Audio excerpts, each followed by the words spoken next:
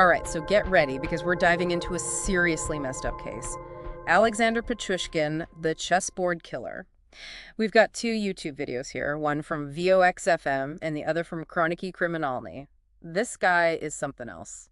That nickname Chessboard Killer, it's not just a catchy thing, Yeah, Pichushkin wanted to kill 64 people, like the squares on a chessboard. that's chilling, turning murder into a game. Exactly. It tells you a lot about how his mind worked. It wasn't just the killing, it was the symbolism, the power, the control. So where do we even start with something like this? This is way more than your typical true crime story. We need to figure out how he avoided getting caught for so long and what the media did to help or hurt that. And the big one, what could make someone do such horrific stuff? The psychology of it all. All right, so let's go back to the beginning, his early life. The videos both talk about a rough childhood. Yeah.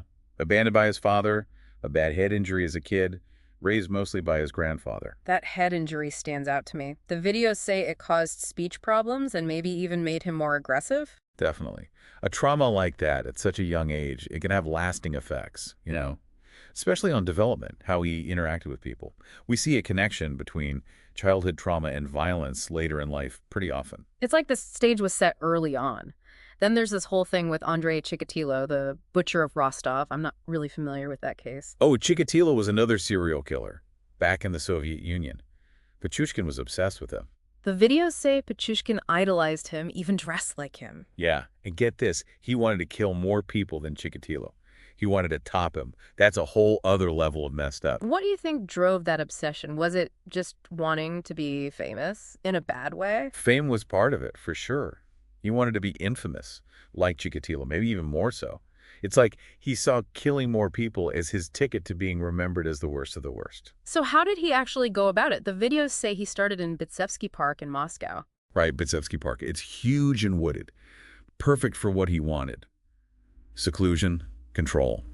He told his victims he was going there to remember his dead dog. Wow. Use something innocent to trick people. Classic serial killer move. Make people comfortable, make them feel safe then. And he used the sewer wells in the park. In the beginning, yeah, drowning them, it was brutal, but quick, and he could hide the bodies easily. But then he changed things up, didn't he? He started using a hammer, leaving the bodies out in the open. He did, and that's a big deal. It suggests something changed inside him mentally. Like what? Well, maybe he got bored with drowning them. Maybe it wasn't personal enough. Maybe he wanted to see it happen, the violence, up close. Almost like he wanted people to find the bodies, to know what he'd done. Exactly. He went from hiding it to showing it off. And he changed who he targeted, too. The videos said he went after vulnerable people, right? Older folks, homeless people, people struggling with addiction. Right. People who might not be missed right away. People society might not notice were gone. Because they couldn't fight back. Yeah, and because nobody would be looking for them right away. It's all about power, you see. Picking on the people you think are weak. It gives a feeling of control, being dominant, especially for someone like Pichushkin, who probably felt insecure deep down, needed to feel powerful. And then there's the detail about the sticks and bottles in the victim's wounds. Yeah, that's just awful. And his reason for it. He said he didn't want blood pooling around the bodies. Can you believe that? So cold. So planned out, like he's directing a movie or something. Exactly. Chilling, but it tells us something. This wasn't just rage. He was thinking about it, planning it. And you know what's crazy? He almost got caught a few times. Maria Vicheva, she survived his attack. Yeah. And he tried to kill Konstantin Polikarpov, but failed. They both told the police. And that's where it gets frustrating. The police didn't take them seriously. Yeah. It's like they brushed it off. How could they ignore that? Well, there was more, too. Sewer workers found body parts. Another guy said Pichushkin approached him in the park. He went to the police, too. But they just didn't do anything. So many lives could have been saved if they just listened. It's a terrible example of how the system can fail, how not taking things seriously has consequences. And the media didn't help either. What do you mean? Well, back then, there were rumors going around about Chechen gangs kidnapping people. So people were scared, blaming the wrong people. Exactly. It shows how the media can really shape what people think. Yeah. And it probably messed up the investigation, too. Okay, so with all these missed chances, how did they finally get him? Well, even the best criminals slip up. For Pichushkin, it was Marina Moskaleva. It was June 2006. She left a note for her son, and guess what? Pichushkin's phone number was on it. You're kidding? That seems really careless for a guy who was so careful before. Yeah, it was a big mistake. Yeah. And they had CCTV footage of them together in the metro. So it was the little things that tripped him up in the end. It's almost too simple. Right. It shows that even with all the fancy forensic stuff today, sometimes it's the basics that crack a case open. And then, of course, they found that chessboard in his apartment. Yeah, the videos mentioned that he had numbered all of the squares, right? Like each one was a victim. He was keeping score. Imagine finding that. All those numbered squares, each one a life he'd taken. That's seriously creepy. It really shows how much he planned this, how organized he was. And it goes back to what we were saying before about him wanting to hit a certain number of victims. It was like a twisted goal for him. And his behavior during the trial, that was disturbing too. Almost as bad as the crimes themselves. I remember that. The videos said he didn't seem sorry at all. He even said he turned himself in. Yeah, it was a mix of like defiance and this weird sense that he was important. He actually said he felt like God because he was deciding who lived and who died. Like he thought he was above everyone else, making the rules. Yeah, it shows how detached he was, how little empathy he had. He didn't seem to get how serious it all was.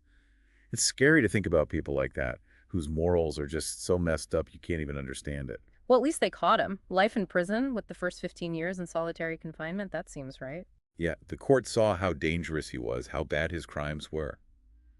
But even in prison, he was still in the news. Wasn't there something about him wanting to get married? Yeah, he started writing to this woman, Natalia, and she actually fell for him. It's called hybristophilia. Hybristophilia, I've heard of that, but I don't really get it. Why would anyone be attracted to a guy like that?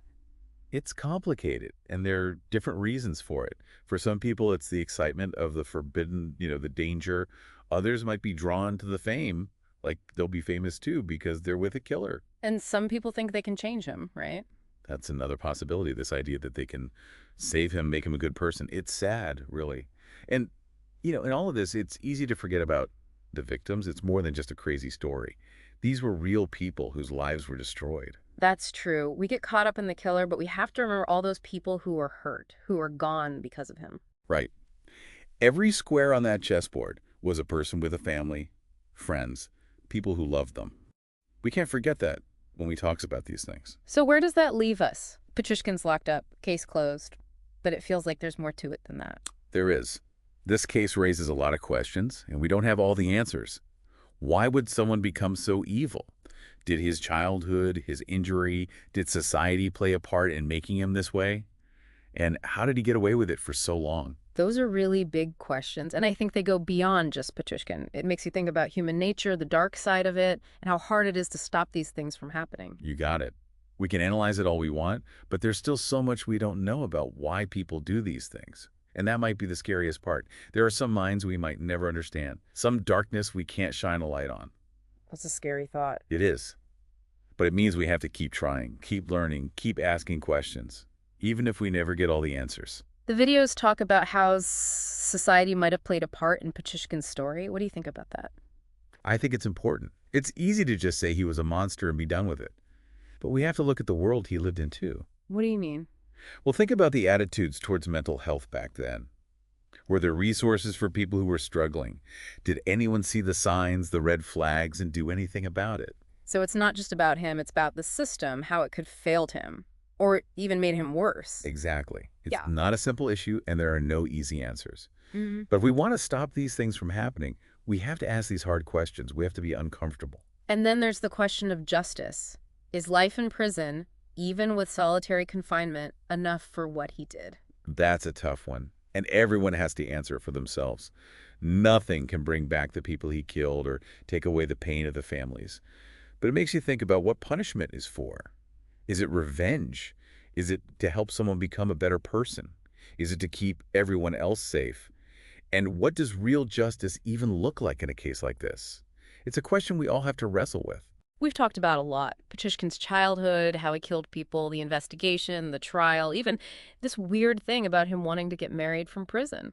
It's a lot to take in. But the important thing is what you, the listener, take away from this. What do you think? How does it make you feel?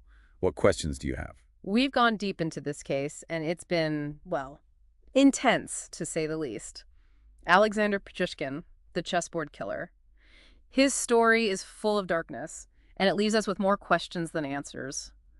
But I think that's okay. Maybe the questions are just as important as the answers. I agree. They make us think about things we'd rather not think about the bad things people are capable of, about how our systems can break down, Yeah. about what justice really means. And maybe, just maybe, if we think hard enough about these questions, we can find ways to prevent these kinds of horrors from happening again. What if, instead of focusing on why these things happen, we focused on how to stop them? What if we put more energy into things like mental health care, helping people early on, and creating a world where everyone feels connected and cared about? Maybe then these tragedies wouldn't be so common. It's a big challenge. It means changing how we think, how we act. It's not just reacting after something terrible happens. It's about stopping it before it even starts. That means addressing the things in society that lead to violence. It means helping people who are hurting. It means creating a culture of empathy where we understand each other better. It's a lot of work, but it's the right work. If we want a world where these things don't happen, it's the only way forward. So, to everyone listening, we leave you with this thought. As you learn more about the world, think about what you can do to make it a little bit better, a little bit kinder, a little bit safer. For everyone. Knowledge is power, right? The more we understand about each other, about why people do the things they do, the better chance we have of stopping the bad things from happening. And maybe, someday, these kinds of stories will be just that, stories, not our reality. That's all for this deep dive. Stay curious, keep asking questions, and never stop learning. So we've really gone deep on this one. Pichushkin, the chessboard killer. It's been a heavy conversation. Yeah, it has. This case, it sticks with you. It makes you think. He wanted to murder 64 people, like it was some kind of game. And the way he did it, so brutal, so calculated. Will talked about his childhood, the head injury, how he lured his victims, the police not catching him sooner. It's a lot. He talked about the trial, how he acted like he didn't care, like he was proud of what he did. And that whole thing about him wanting to get married from prison. Wild. Yeah, people are complicated. Even the worst of us. This case, it brings up so many questions, like how can someone become so evil? Right. And how do we stop something like this from happening again? Can we even? We talked about society's role in all of this. Did something happen to him, or did he choose this path? It's hard to say, but I think we have to look at both. We have to try and understand the individual and the world they lived in. What do you think is the biggest takeaway for our listeners? That's a good question. I think it's the importance of paying attention to each other, to the people around us, to the signs that someone might be hurting, might be a danger to themselves or others. We can't just ignore things hoping they'll go away. Exactly. We have to be willing to face the darkness, to confront it, even when it's scary. So, everyone listening, keep learning, keep asking questions, and most importantly, keep looking out for each other. And don't lose hope. The world can be a dark place, but there's still good in it. We just have to keep fighting for it. Thanks for joining us for another deep dive. We'll see you next time.